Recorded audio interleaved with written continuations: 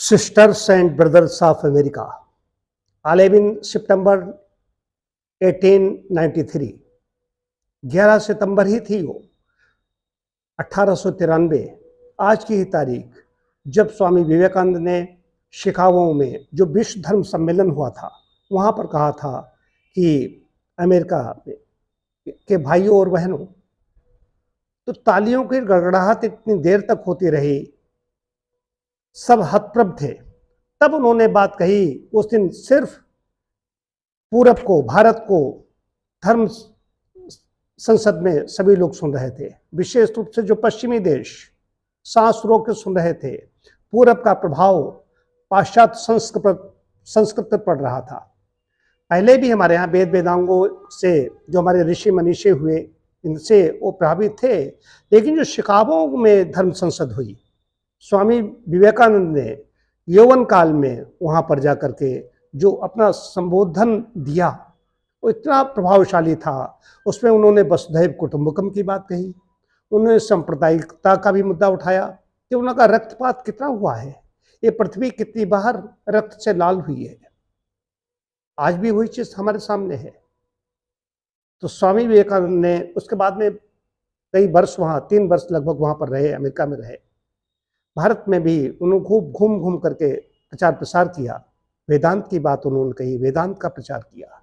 स्वामी रामकृष्ण परमहंस के वो सब जानते हैं शिष्य थे, लेकिन वेदांत की बात, और इधर जब उन्होंने कहा मैं बोलने के लिए खड़ा हुआ तो सरस्वती माता की ऐसी कृपा हुई, गुरु कृपा ऐसी हुई कि अंदर से कहाँ से ज्ञान पैदा हुआ, कहाँ से ज्ञान उत्पन्न हुआ। तो आज 11 सितंबर है, इसलिए हम याद कर रहे हैं। वैसे तो 12 जनवरी को राष्ट्रीय युवा दिवस मनाते हैं। 39 वर्ष की अवस्था में वो चले गए।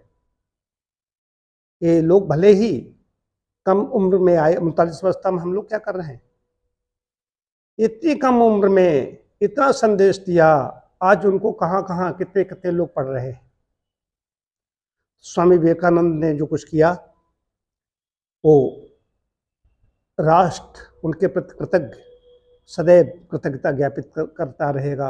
हम उनके कृतज्ञ हैं, और हमें भी उनके आदर्शों को, उस संस्कृत को अपने जीवन में, वेदांत कितने लोगों ने पढ़ा है। मैंने तो एक बार पढ़ा है, अपने आप ही अपनी गुहा से पढ़ा, तो कहाँ क्या वेदांत है, क्या उपनिषद है, कहाँ इसके बारे में जानते हैं। वो जानते हैं, अंग्रेजी में कह दिया, Arise, awake and stop not till the goal is reached। जबकि है उपनिषद का वो कहा जाता है उत्तिष्ठ जागृत, वो जोड़ दिया जाता है स्वामी विवेकानंद ने, लेकिन उन्होंने अध्ययन किया था। उत्तिष्ठ जागृत प्राप्य बरान बोधत, क्षुरस्य धारा निशिता दुरतया दुर्गम पथस्तत् कवयो वदन्ति। ये युवाओं के लिए संदेश था कि तब तक नहीं रुको जब तक अपने लक्ष्य की प्राप्ति कर लो। लेकिन विदेश में जो वसुधैव कुटुंबकम की भारतीय संस्कृति बात करती है, इसका उन्होंने डंका बजाया।